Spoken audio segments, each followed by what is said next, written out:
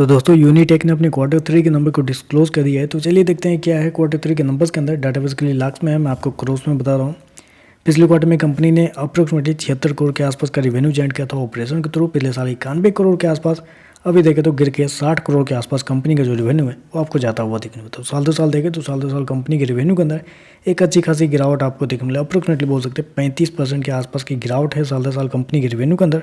वहीं अगर क्वार्टर जाते हैं तो क्वार्टर भी कंपनी के रेवेन्यू के अंदर एक हल्की सी गिरावट आपको देखने को। अप्रोक्सीमेटली बोल सकते हैं वहाँ पे 21% के आसपास की गिरावट है। तो क्वार्टर साल दो साल कंपनी का जो रेवेन्यू है वो आपको गिरता हुआ देखने को मिल रहा है। चलिए कंपनी के खर्चे क्या है वो देखते हैं। पिछले क्वार्टर में कंपनी ने अप्रोक्सीमेटली बोल सकते हैं 828 करोड़ खर्च किए थे, पिछले साल 762 करोड़।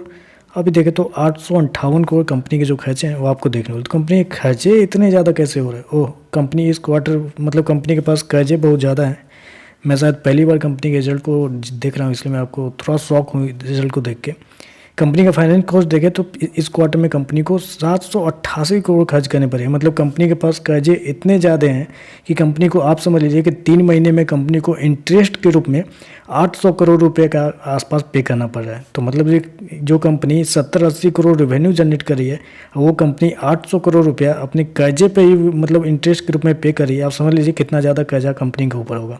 तो कंपनी के कर्जे बहुत ज़्यादा हैं, इस वजह से खर्चे भी हमेशा ज़्यादा देखने को मिल रहा है। चलिए कंपनी का नेट प्रॉफिट लॉस क्या है देख लेते हैं।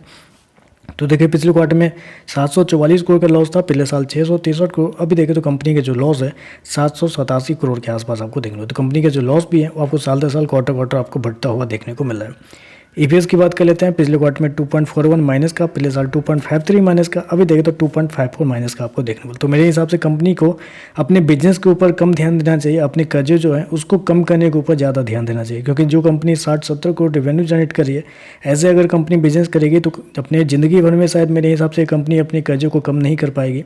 तो कंपनी को किसी और तरीके से फंड अरेंज करके कंपनी के जो कर्जे हैं उसको कम करना चाहिए। अगर नहीं करती है तो मेरे हिसाब से बहुत जल्दी ये शेयर आई थिंक NCLT में आपको जाता हुआ देखने को मिल सकता है और बैंक करप्ट भी होता हुआ आपको देखने को मिल सकता है। तो चलिए बस आज के लिए बस इतना ही। वीडियो पसंद आया तो लाइक कीजिएगा, साथ में साथ चैनल को सब्सक्राइब जरूर कीजिएगा। धन्यवाद।